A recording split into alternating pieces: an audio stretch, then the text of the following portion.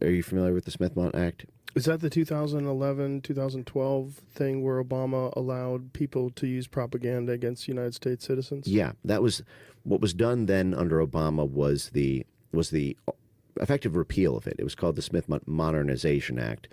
But the modernization got rid of the whole purpose of it, the firewall, because at the time the media and media control was seen as the linchpin crux of winning the Cold War, piping in pro-U.S. Media influence so that because everything moved after World War II from kinetic warfare and military occupation. You know, we used to militarily occupy the Philippines, for example, after we won the Spanish-American War, but that was banned under international law. Territorial acquisition by military force in 1948. So we had to win elections, and we had to influence the passage of laws in foreign countries by having an apparatus inside those countries that influenced the hearts and minds of people, which influenced who they voted for, which then determined the government. So you had to move towards political vassalage rather than military occupation. And what the Smith-Mundt Act did is, simultaneous with the creation of this in 1948, Congress recognized the Frankensteinian monster they were creating by authorizing a covert, permanent Department of Dirty Tricks, and this is their phrase, not mine, to do this cloak and dagger, to infiltrate and co-opt the universities, the unions, the media, the politicians, the judges, the whole swarm army. You know, what I have been calling for a long time the USAID Truman Show, because it's, you know, these people in these foreign countries have no idea, you know, how many of the things they interact with that are effectively a movie set being constructed by the U.S. State Department and its sister influence orgs. But the point that I'm getting at here is the Smith-Mundt Act in 1948 said, okay, you guys can do this.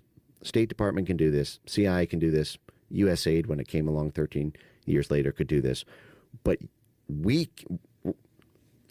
so there was a guy named Frank Wisner, who was known as one of the godfather figures of the CIA. He's known for creating what was called the Wisner's Wurlitzer, which was it's like a church organ, and that he would brag that he could play the international media like a symphony to make any media narrative go viral in any country on earth because of the suite of CIA proprietary media functions and its distribution network, especially when the U.S. had first mover advantage in radio and print. It's basically the U.S. and U.K. were the only games in town, really, in having robust radio, film, TV, and print media. So the Smith-Mundt said, okay, you can do that abroad. You can plant fake news stories in France. You can, have propaganda blare into Africa or Western Europe or Central Asia, but that can't come home.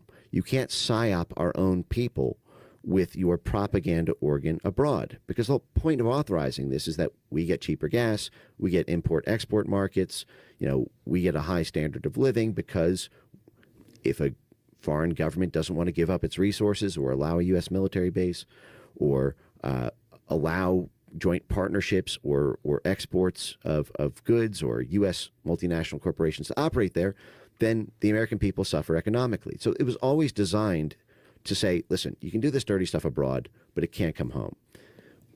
And even that protection, which lasted for 70 years, and we only lost it a decade ago, we're up against a much actually deeper, darker problem with this USAID scandal. And as people will see increasingly, the scandals that will break open at the Pentagon and the State Department, which is that we have a Smith-Mundt problem for funding and operations. It's not just propaganda. The blob, our foreign policy establishment, can fund groups that effectively work with prosecutors domestically, or that work at media, dual use. We give them foreign grants to do media propaganda abroad, but they operate here.